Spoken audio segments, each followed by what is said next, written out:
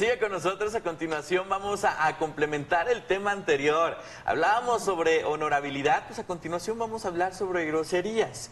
¿A usted le parece muy familiar este tema? Pues a continuación lo vamos a abordar de la mejor manera y obviamente a cargo de la doctora Elizabeth Blas. Muy buenos días, doctora, ¿cómo está? Hola, buen día. Un gusto siempre saludarlos a todos. Y obviamente vamos a hablar de un tema que nos es muy familiar, ¿no? Las groserías. Y en eso también tiene su connotación psicológica y su connotación emocional. Aquí lo que debemos cuidar es que las groserías no se hagan repetitivas en tu vocabulario, es decir, que las empecemos a aplanar afectivamente. Se supone que las groserías siempre te van a dar un plus o una canalización de algún enojo, alguna frustración o, por qué no, alguna alegría o entusiasmo. Pero el punto es que a veces llegas a involucrarlas tanto en tu vocabulario y en tu percepción que deja de tener una connotación hasta cierto punto positiva.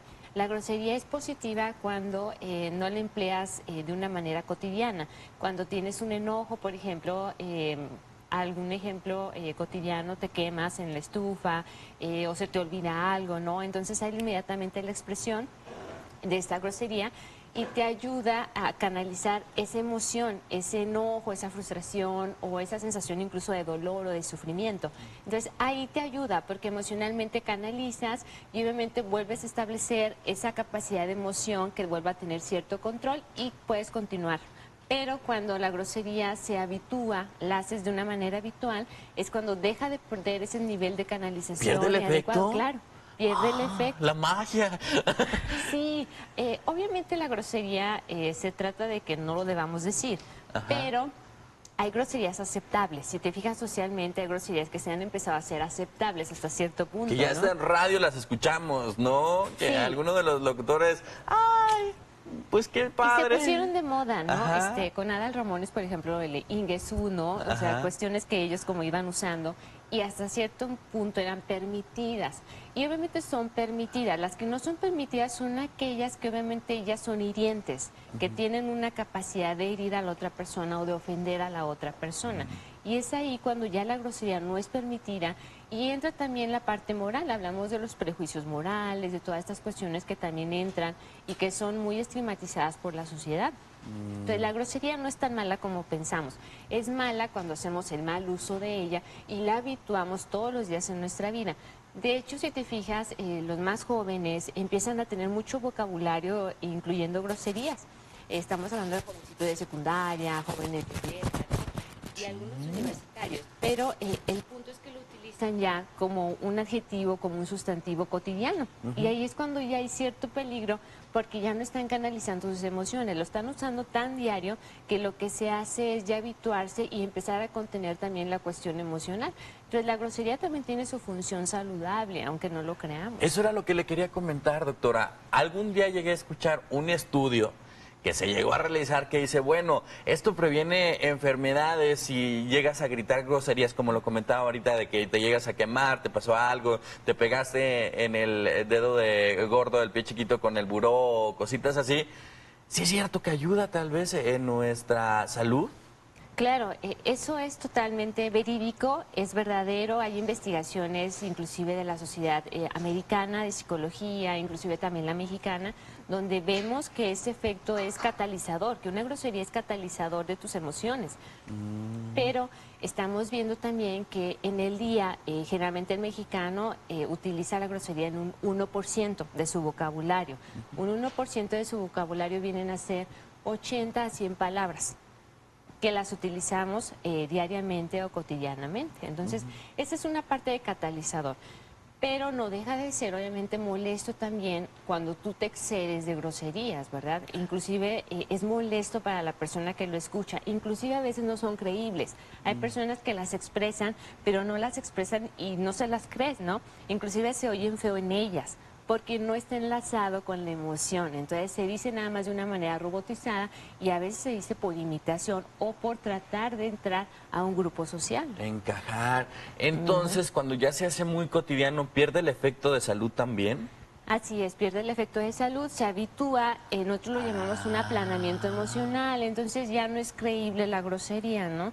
Te pongo el efecto, en este caso el ejemplo más bien, fuimos a una boda y estaban unos chicos, hijos de otras personas. obviamente jóvenes, estoy hablando de 18, 20 años, y estaban atrás platicando, pero hicieron un exceso de grosería, ¿no? Todo era casi su vocabulario grosería, y estaban hablando, estaban jugando entre ellos, ¿no? Y se estaban como señalando y todo. Entonces había personas de, que serán 30, 40 años, que estaban alrededor en la mesa y se empezaron a molestar, ¿no? Y se voltearon y le dijeron, oye, ¿por qué no le bajan a los niveles de su vocabulario? Porque nos están incomodando. Entonces, obviamente, la respuesta de estos chicos pues fue lo mismo, ¿no? Grosería. Y no nos bajaron de rancios o de rucos, ¿no? Entonces, Chavo recuerda. sí, entonces fue esa la molestia, pero la misma gente ya empezaba a sentirse incómoda por escuchar tanta grosería. Y si era un vocabulario donde tú no encontrabas una palabra salvable porque todo era grosería, ¿no? Y te estamos hablando de jóvenes de 18 o 20 años.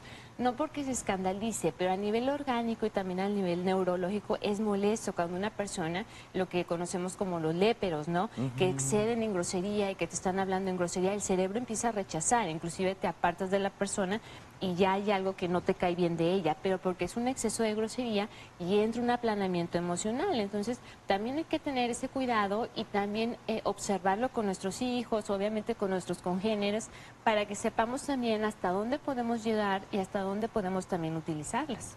Ahora, el significado en muchas partes son muy diferentes, ¿no? Y un poco más agresivos, también hay que tener cuidado con eso. Sí, siempre que la grosería ya va con una finalidad hiriente o grosera, grosera quiere decir que te ofenda, que ya es una cuestión personal contigo, obviamente ahí va a haber un rechazo y no debemos exceder en eso, utilizarlos. Tienes mucha razón al decir que cambian, ¿no? Cambian no nada más a nivel país, sino también a nivel comunidad, el concepto de la grosería.